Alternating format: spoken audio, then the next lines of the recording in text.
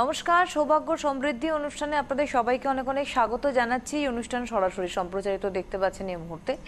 আর এই মুহূর্তে আমাদের প্রত্যেকটা সময়ে নজর খবরের দিকে, যে কি হচ্ছে, কি কি আপডেট হচ্ছে বর্তমান পরিস্থিতির উপর দাঁড়িয়ে, সেই নিয়েই আমাদের কিন্তু আলাপচারিতা বলবো। কারণ আমাদের সঙ্গে রয়েছে সব্যসাচীদা। অনেক অনেক স্বাগত সব্যসাচীদা অনুষ্ঠানে আসার জন্য। শুভ সন্ধ্যা। একদম সব্যসাচীদার সঙ্গে এটা নিয়ে আমরা আলোচনা করবো। আর একটা স্পেশাল অনুষ্ঠান আমরা করেছিলাম সব্যসাচীদা, আজকে তার সেকেন্ড পার্ট আমরা বলতে পারি। একদমই একদম একদম। সুতরাং আপনারাও থাকছেন কিন্তু এই ওরিয়েন্টেড আলোচনার সাথে। ভালো করে অনুষ্ঠানটা শুনুন। প্রশ্ন আমি করব, অবশ্যই সব্যসাচীদা উত্তর দেবেন। স্বাগত। একদমই। প্রথমেই বলি, আজকের প্রোগ্রাম বিশেষত আগের দিনের মতোই কোনো ডেট অফ বার্থ, কোনো জন্ম তারিখ বা হাত নিয়ে কোনো কথা বলা নয়। কারণ এখন যে লড়াই, সে লড়াইটার নাম হচ্ছে বেঁচে থাকার লড়াই। পশ্চিমবঙ্গ, ভারতবর্ষ তথা গোটা বিশ্ব আজ স্তব্ধ। হ্যাঁ, কিছু লাভ তো হয়েছে, প্রকৃতি হাসছে। মার্চ শেষ হয়ে এপ্রিল মাস শেষ হয়ে মে মাস পড়ে গেল, এখনো সেরকম গরম পড়ল না, অর্থাৎ পলিউশন নেই। বোধহয় আমরা অনেক কিছুতে নিজেদেরকে মানিয়ে নিয়েছি, হ্যাবিচুয়েটেড হয়ে গেছি। কারণটা হচ্ছে এটাই যে বাঁচতে গেলে লাগবে টাকা, টাকা আর টাকা।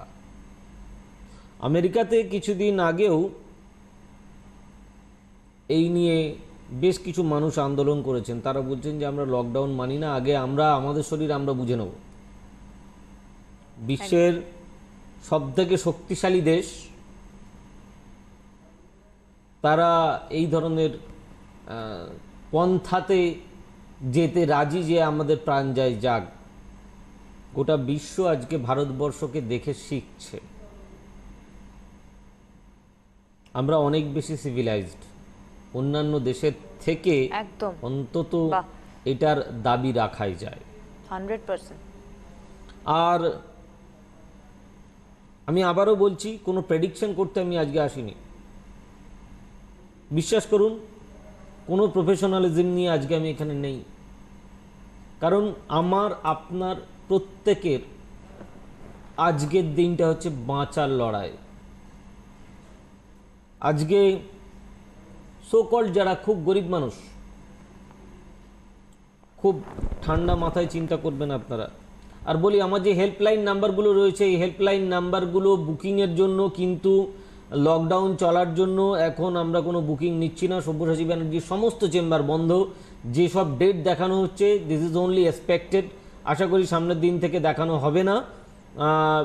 আমি মানে সেরকমই লিস্ট পাঠিয়ে দেবো, স্ট্রিপে লেখাই থাকবে আমার সমস্ত চেম্বার বন্ধ। তো যাই হোক, চেম্বার খুললে তখন, মানে লকডাউন খুললে তখন চেম্বার করা যাবে। মানে আগে সবাই বেঁচে যায়, তারপরে পরের চিন্তা পরে। তো এই ক্ষেত্রে আমার বেশ কিছু কথা মাথায় আছে, যে যারা গরিব মানুষ, খেয়াল করে দেখুন, এরা 2 কেজি আর 5 কেজি চাল প্রতি জন পিছু পাচ্ছে। রাজ্য সরকারের প্রচেষ্টা, কেন্দ্রীয় সরকারের প্রচেষ্টা, সব মিলিয়ে তো একজন মানুষ 7 কিলো চাল একটা মাসের জন্য ঠিকঠাক, সঙ্গে আটাও তো রয়েছে। তো তার মানে খাদ্যাভাব খুব একটা রইল না। না তেল নুন, কেন যাদের জিরো ব্যালেন্স অ্যাকাউন্ট রয়েছে তারা তো ওই 500 টাকা করে কি একটা টাকা পাচ্ছেন, এটা শুনেছি, জানি না। তো তাহলেও সেখানে আপনার নুন তেলের টাকা উঠে গেল। জ্বালানি, গ্যাস, উজালা তো ফ্রি, সেটাও মিটে গেল। তাহলে মরবে কারা? যারা মিডল ক্লাস। 100% সঠিক কথা, এরা মরবে। ঠিক। ভারতবর্ষ কৃষি প্রধান দেশ। আজকে মনে রাখতে হবে ভারতবর্ষে যারা কৃষিকাজ করেন তারা এই কৃষির জায়গাটাকে যদি ডেভেলপ করা যায় তাহলে ভারতবর্ষ আবার একটা সুন্দর জায়গায় পৌঁছবে। আমার মনে হয় লিকুইডিটি, কেন্দ্রীয় সরকারের লিকুইডিটি করা উচিত, অর্থাৎ অর্থ দান করা উচিত যারা এই দিন খেটে খাওয়া মানুষ বা চাষিদের। কারণ এই চাষিদের সেক্টরটাকে যদি উঁচু করা যায় তাহলে আবার সাইকেলটা চলতে শুরু করবে। আমি লাস্ট দেখছিলাম একটা বিশেষ গাড়ি কোম্পানি, কোনো কোম্পানির নাম আমি একটা প্রোগ্রামে নিতে পারি না তাই বললামও না, বিশেষ গাড়ি কোম্পানি যাদের এক মাসে ভারতবর্ষে কোনো একটিও গাড়ি সেল হয়নি। প্রোডাকশন তো দূর কি বাত, তার মানে যারা যারা এমপ্লয়ি রয়েছেন তাদেরকে কি করে কোম্পানি মাইনে দেবেন যদি না তার ব্যবসা চলে। আজকে কেন্দ্রীয় সরকার বলছেন যে যারা যেসব প্রাইভেট সেক্টর রয়েছে তাদেরকে বলছি আপনারা কোনো স্টাফকে ছাড়বেন না, তাদেরকে স্যালারিটা আপনারা দিন। কিন্তু দুঃখের বিষয় না কেন্দ্রীয় সরকার না রাজ্য সরকার কেউ আমাদের পাশে এসে দাঁড়ায়নি যে তোমাদেরকে আমি আর্থিক অনুদান দিচ্ছি, তোমরা এদেরকে স্যালারি দাও।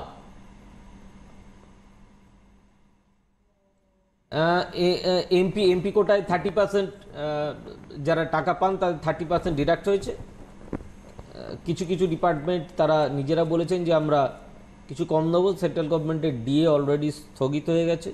সেখানে প্রাইভেট সেক্টর কিভাবে তাদের স্টাফদেরকে রাখবেন, প্রশ্ন আপনাদের। একদম আমরা ফিরছি প্রশ্ন নিয়ে। হ্যালো হ্যালো, হ্যাঁ নমস্কার দিদি। হ্যাঁ নমস্কার। কে দাদা বলছেন? কেমন আছেন? নমস্কার। সব্যসাচী ডাকেও নমস্কার। নমস্কার নমস্কার নমস্কার। কে বলছেন? হ্যাঁ হ্যাঁ, আমি কুচবিহার থেকে বলছি। আচ্ছা, কেমন আছেন আপনারা? হ্যাঁ আমরা আছি। আপনি ভালো আছেন তো দাদা? আপনার প্রোগ্রাম এত ভালো লাগে দাদা, কি বলবো, অত্যন্ত ভালো লাগে, কিন্তু লাইনই তো পাই না দাদা। যাক, ধন্যবাদ, আজকে আপনাকেও অনেক- স্বাগত। হ্যাঁ হ্যাঁ আজকে দাদা, লাইন পেলেন, আজকে অনেক কষ্টে লাইন পেয়েছি দাদা। যাক। এই যে হ্যাঁ, তবে দাদা, ফরচুনেটলি আপনাকে তো সৌভাগ্যবশত আপনার district green zone, Cooch Behar. Cooch Behar, Alipurduar এইসব জায়গাগুলো গ্রিন জোন। আর আমি যে স্টুডিওতে বসে প্রোগ্রাম করছি আমরা রেড জোনে আছি। আমার জামার কালারটা বোধহয় পুরো রেড নয়, যাই হোক। আমি আছি। হ্যাঁ, সুবর্ণাদি আছে।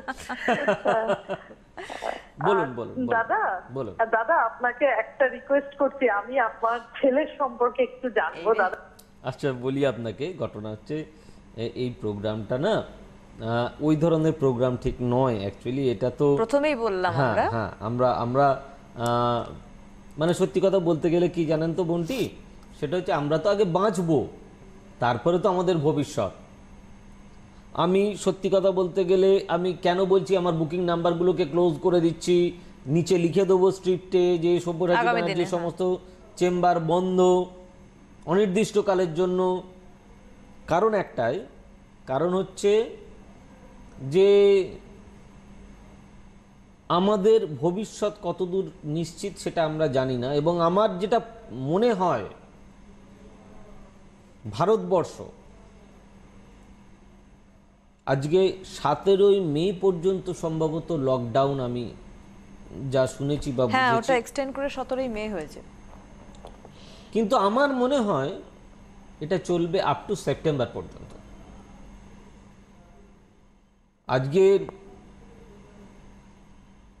আজকে 3 তারিখ, 3rd মে। আমি রাত্রিবেলা 8টা বেজে 11 মিনিট 12 মিনিট আমি আপনাদেরকে বললাম লকডাউন সম্পূর্ণ উঠতে সেপ্টেম্বরের আগে ছাড়া সম্ভব নয়, যে গভর্নমেন্ট যতই বলুন। কারণ জানতে ইচ্ছে করছে? আপনাদেরকে আমি আজ থেকে বলছি, আপনারা আজ থেকে মেলান। আমি 3 দিন আগে থেকে খেয়াল করছি, অর্থাৎ আজকে, গতকাল, তার আগের দিন ভারতবর্ষে হুট করে ব্রেকিং নিউজ, ভারতবর্ষে সর্বাধিক আক্রান্তের সংখ্যা 1996, 1996 আর 1994, এক্স্যাক্টলি আমার মনে নেই, প্রায় 2000। পরের দিনকে সেটা আরো বেড়ে গেল, আজকে সম্ভবত 2500 বা 2600। এটা ডে বাই ডে কীরকম স্পিডে লাফিয়ে বাড়ে এটাই এখন দেখার, এটাই কাউন্ট করুন। এই জন্যই বলছি সবাই বাড়িতে থাকুন, বাড়িতে থাকুন, নিরাপদ দূরত্ব বজায় রেখে চলুন। এটা যেরকম সবাই বলছে, কিন্তু করোনার কোনো কিছুই আবিষ্কার হয়নি, যার জন্য আজকে আমি একটা শীততাপ নিয়ন্ত্রিত জায়গায় বসে প্রোগ্রাম করছি, অথচ কেউ কেউ বলছেন নাকি এর থেকে প্রচুর ইনফেকশন হতে পারে, কারণ এসি থেকে প্রচুর ডাফলেট ছড়ায়। জানি না, বাড়িতে যখন গরম করবে তখন হয়তো এসি চালানো যাবে না। এবং এটাও অনেকে বলছেন যে 30 ফুট পর্যন্ত করোনা ভাইরাস অ্যাটাক করতে পারে, ভাসতে পারে। তো নিরাপদ দূরত্ব বলতে গেলে কে বা কারা আমাদের বোঝাচ্ছেন যে কোনটা নিরাপদ দূরত্ব? প্লিজ এক্সপ্লেন আস, আমরা বুঝতে পারছি না, সাধারণ মানুষ আমরা অত্যন্ত সাধারণ মানুষ, ধন্দে পড়ে গেছি। আজকে আমার নিজস্ব কিছু ব্যবসা আছে, সামান্য কিছু পয়সা আছে, যার জোরে আমি হয়তো 2 মাস, 4 মাস, 6 মাস, 8 মাস বা 2020 অবধি চালিয়ে নিলাম। তারপরে যারা মনে করছি, আমাদের মতন সমাজ যারা মনে করছে না যে আমরা তো সিকিউরড, আমরা সব থেকে ভুল করছি। কোথায়? যেদিন থেকেই খুললো সেদিন থেকেই আপনার সমস্ত ব্যবসা হুড়ুর করে উঠতে থাকলো, তা নয়, একদম নয়। শূন্য থেকে শুরু হবে, আবার মাইনাস থেকে, একদম -0 থেকে। 2021-এ নির্বাচন আসতে চলেছে, আমাদের রাজ্য সরকারের বিধানসভার যে নির্বাচন সেটা আসতে চলেছে, এবং আশা করছি পৌরসভা ইলেকশনও, কারণ এই যে করোনার বাড়ছে মনে হচ্ছে একই জায়গায় গিয়ে মার্চ হয়ে যাবে। এই নির্বাচন সম্বন্ধে আপনাদের কিছু বলার আছে? আমার কি বলার আছে? ভবিষ্যতে বোধহয় এই ধরনের ইলেকশন থাকবে না, যে আমরা গোল গোল দাগ কেটে দেবো, সবাই নিরাপদ দূরত্বে দাঁড়িয়ে নিজের মনোনীত প্রার্থীকে ভোট দেবেন, চলে যাবেন। এত র্যালি হবে না আগামী দিন একদম আপনার মোবাইলে ভোটিং হবে, সবই অনলাইন হয়ে যাবে, সবই অনলাইন হবে, একদম সেটা আসতে চলেছে।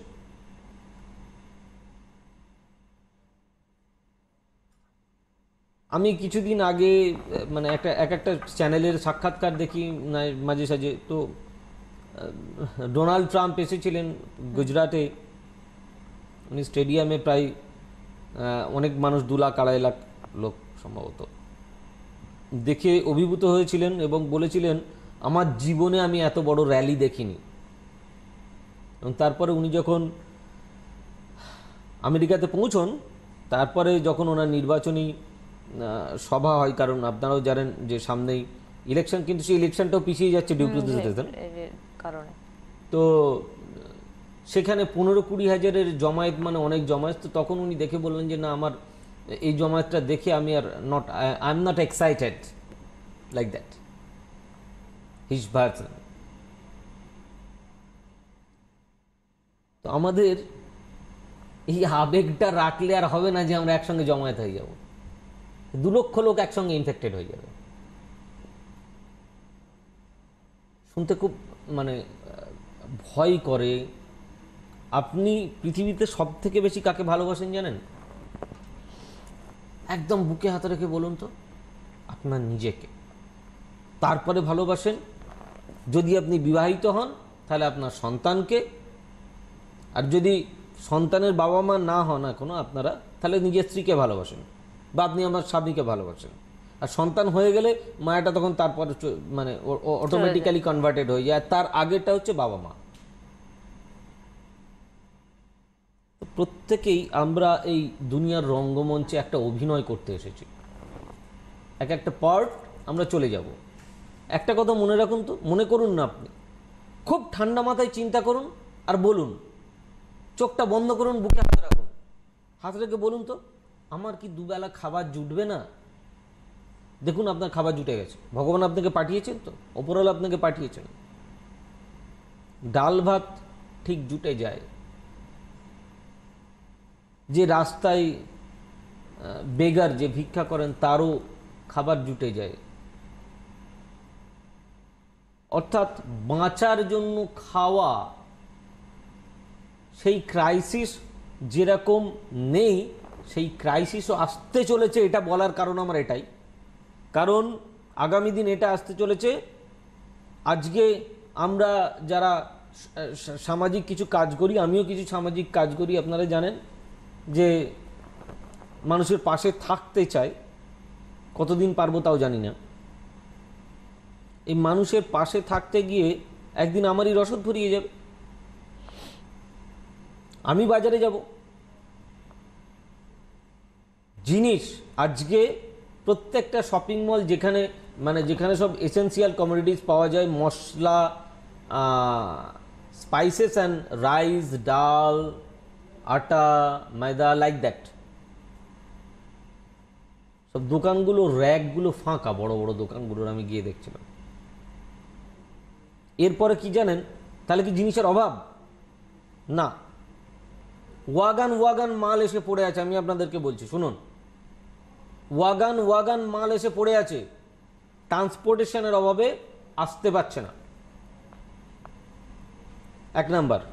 দ্বিতীয় নাম্বার, এই জিনিসগুলো যখন আসবে দোকান ভর্তি, তাই না? দেখতে কি আনন্দ লাগবে?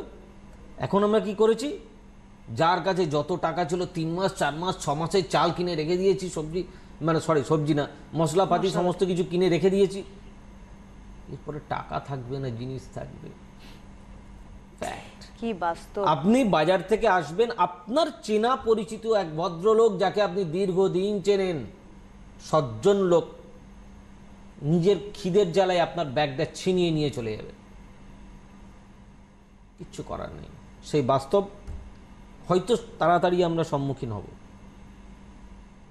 আবার অনেকে প্রশ্ন করবেন, সব্যসাচীতে আপনি বলেছিলেন 2020 থেকে ভারতবর্ষ নাকি খুব ভালো জায়গায় যাচ্ছে, এটাই কি তার নিদর্শন? বললাম হ্যাঁ, এটাই নিদর্শন। কারণ চিন্তা করে দেখুন, আজকে আমরা সবাই ভুগছি আর চীন রিল্যাক্স করছে। একটা জায়গাতেই কিন্তু সীমাবদ্ধ, চীন কিন্তু আর ছড়াতে দেয়নি। কি অদ্ভুত ব্যাপার। হ্যাঁ, এক নাম্বার, গোটা পৃথিবী যার উন্নতশীল দেশ, জাপান, আমেরিকা থেকে শুরু করে, এরা সবাই অলরেডি তাদের ফ্যাক্টরিজ সব চীনে ছিল, তারা উইথড্রয়াল করছে। এবং ভারতের সঙ্গে, সেন্ট্রাল গভর্নমেন্টের সঙ্গে 300টা কোম্পানি অলরেডি কথা বলে নিয়েছে। যদিও বাস্তবিক দিক থেকে দেখতে গেলে ভারতবর্ষের, এটা আমাকে অনেকে বোঝানোর চেষ্টা করেছেন, অনেক অর্থনীতিবিদের সঙ্গে আমার কথা হয়, তারা বলছেন ভিয়েতনাম কিন্তু অনেক সস্তার দেশ, ওখানে মজুর লেবার অনেক কম দামে পাওয়া যায়, যার জন্য অনেক কোম্পানি ওখানেও শিফটেড হয়ে যাবে। বাট দ্য প্লেস, জায়গা, পরিধি, ভারতবর্ষ আয়তনে অনেক বড়, ভিয়েতনাম তার কাছে কিছু না। অর্থাৎ ভারতবর্ষেই ম্যাক্সিমাম কোম্পানিজগুলো আসতে চলেছে। আজকে যেরকম ভারতবর্ষ হুড়ুড় করে কর্মক্ষয় হচ্ছে, আগামী 7 বছরে ভারতবর্ষ হিউজ জায়গায় যাবে, কারণ এই ফ্যাক্টরিগুলো এখানে চলে আসবে। চীনকে, আপনার বাড়ির পাশের বাড়িটি খুব নিজে চিন্তা করুন, আপনি যে লেভেলে, উনিও সেই লেভেলে, হঠাৎ দেখলেন হুট করে না সে উঠতে শুরু করলো, আপনার মনে কিউরিয়াসিটি জাগলো, আরে ভাই ও তো এমনি চলতো, আজকে 4 চাকা কিনে নিয়েছে, ও 2টো 4 চাকা হয়ে গেল, বাড়িটা এরকম হয়ে গেল, এ বাড়িটা 2 নম্বরই করে। আপনার মনে কনফিউশন, কিন্তু ব্যাপারটা তো তা নয়। সে তার নিজের ক্যালিতে করেছে, কেউ বলছে চুরি করেছে। তো মশাই আমি আপনাকে বলছি, অ্যাডভাইস দিচ্ছি, আমি সব্যসাচী ব্যানার্জি আপনাকে অ্যাডভাইস দিচ্ছি, আপনি চুরি করে দেখিয়ে দিন না। আজকে একটা কথা বলি, যে লোকটা ওই জায়গায় চুরি করেই গেছে, আমি ধরে নিলাম আপনাদের তর্কের খাতিরে চুরি করে গেছে, সে লোকটা একা ছিল, সে 2টো গাড়ি কিনেছে, তার মানে তার 2টো ড্রাইভার হয়েছে, তার আরও স্টাফ বেড়েছে, 10 জন টোটাল তার পরিধিতে নতুন করে এসেছে। এই 10টা পরিবারকে সে খাওয়ায়, অন্তত 40 জনকে। এই 40 জনের পিছনে একটা দোকানদার থাকে, 41 জন তার ফ্যামিলি, 45 জন তার ফ্যামিলি। আপনি কি দিতে পারেন? সমালোচনা করবেন না, আপনি চেষ্টা করুন। আগামী দিন ভারতবর্ষ আরো ভালো জায়গায় আসতে চলেছে, তার জন্য নিজেকে প্রস্তুত করুন যে আমরা কোন জায়গায় যাব, কোন জায়গায় পৌঁছবো। ভারতবর্ষের ভালো দিন আসছে, এটা ঠিক কথা। আর আরেকটা কথা মনে রাখবেন, আমরা জাতে বাঙালি, এই বাঙালিদেরই ব্রেন কিনে চায়না সমস্ত কিছু বানায়, আমেরিকা সমস্ত কিছু বানায়, জাপান সমস্ত কিছু বানায়। সরি, জানি না কাশি হচ্ছে, করোনাও হতে পারে। না, এখন ওয়েদার চেঞ্জে কাশিতেও মানুষের ভয় হচ্ছে, এমন অবস্থা, হ্যাঁ, এমন হচ্ছে। আতঙ্ক আর কি। তো যাই হোক, হ্যাঁ, এই এটা হচ্ছে ঠিক, ব্যাপার। বাঙালিদের ব্রেনটাই কিন্তু ইউজ হচ্ছে, একদম ইউজ হচ্ছে। সত্যি, তো একদম সত্যি। সেই বাঙালির ব্রেন আবার যখন ঘুরে আসবে, ইন্ডিয়াতেই যখন কাজে লাগবে, ভারতবর্ষ সত্যি আবার ভারত আবার জগৎ সভায় শ্রেষ্ঠ আসন হবে, নিশ্চয়ই হবে।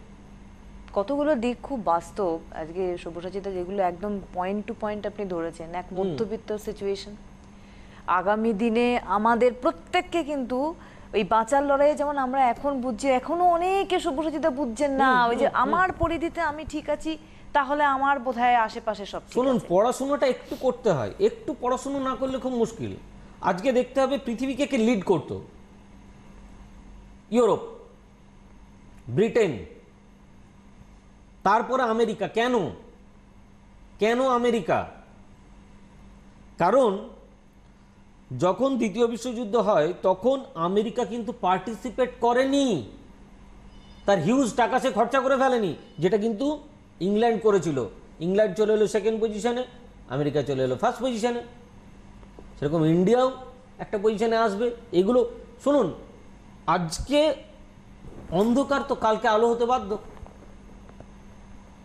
এটাই তো স্ট্র্যাটেজি। যারা পড়াশুনো না করে বলছেন, কেউ আবার অনলাইন প্রেডিকশন করছেন, যে যার মতন করছেন, বাড়িতে থেকে অনলাইন প্রেডিকশন করে হবে কি? কিছুই হবে না, কিছু হবে না। আমার জ্বর হয়েছে, আমি ডাক্তারের সঙ্গে অনলাইন ডিসকাস করছি, কোনো মানে নেই। ডাক্তার যদি আমার নাড়িটা টিপে যদি অনুভব করেন যে আমার কি হয়েছে, আর কিছু বলার নেই, আপনারা বেশি বুদ্ধিমান।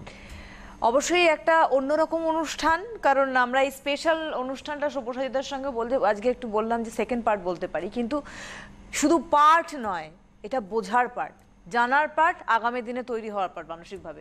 এবং ভীষণ সুন্দর একটা অনুষ্ঠান আমাদের উপহার দিলেন আজকে সব্যসাচীতে। অনেক ধন্যবাদ দাদাকে, ধন্যবাদ সুস্থ আপনাদের। থাকুন, ভালো থাকুন, God bless you, bye by.